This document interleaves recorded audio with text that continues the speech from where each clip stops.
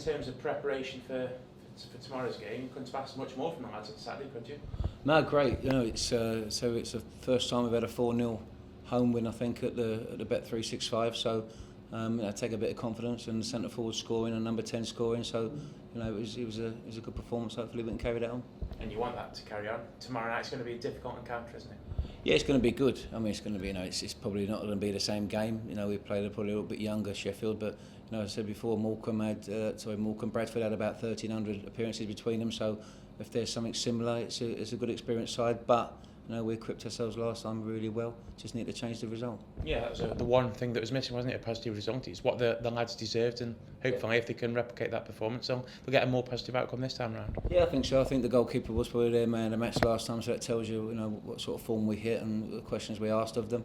I'm just hoping that now we've had that experience that, you know, off the game on Saturday, and even some of the first team boys from Man United, the point yesterday that we're going to take next game and take the same appetite, same performance levels, and see if we can, you know, turn it around. Do you approach these games differently, coming up against senior players rather than academy players? Yeah, we do. Yeah, we do. We have the first team scouts watch them, and they do the report, so I get a better report. And it's normally we set up against Sheffield United. You know what team they're going to play, but you know you normally match up. You pick up the biggest one, and you pick. But now we can actually assign them players, and we assign them different roles and responsibilities, which the manager does. So it's that next step that they've got to be accountable. And what an incredible learning curve for the youngsters here. I know they're all talented. You've got high hopes for them, but to pit your wits against senior players who've played hundreds of games, there's no better thing for them than it. No, it's great. I mean, this competition is, you know, I was excited in the beginning, and having tasted it at Bradford, you know, now we're going to go to Morecambe.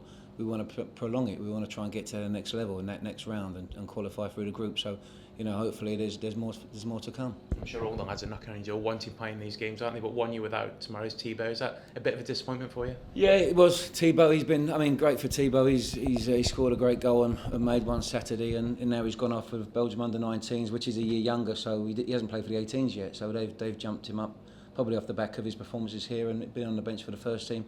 And we did try to keep him for one game and send him on the day after, but you know, it's a qualifier for them, and it's vital that they win them games. So they need their best players, and you know, we've lost him, but hopefully he can come back for the next one. You had the benefit of Charlie Adam and Mark Muniesa last time. Are you hoping to have one or two senior players helping the young lads out this time around as well? Yes, yeah, and we had them not long ago. We played West Brom at West Brom, and we had them, both of them two again. Also with Ramadan, so you know, them two. I think they enjoy playing with the boys. The boys certainly enjoy their presence when they're there. They make us play at a different level. So if there's one or two more in the mix, you know, we'll take it. You could be backed on by a decent number of fans as well. The club are laying on free coach travelling tomorrow. That's a good incentive for them to get there, isn't it? Yeah, that's great. I mean, that was the one disappointing thing. You went to Bradford and there wasn't, you know, wasn't enough fans there really. Although, you know, I'm hoping that there's a bit more this time, and if we can.